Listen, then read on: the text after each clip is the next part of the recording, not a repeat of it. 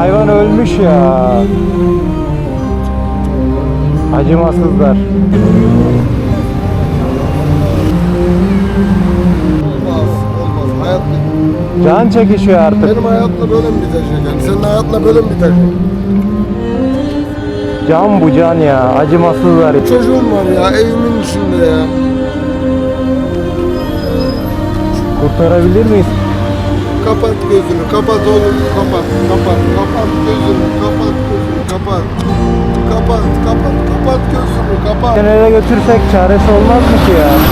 Olmaz abi, üstünden geçmiş. Allah ıslah etsin. Bir dünyası güzel olsun inşallah.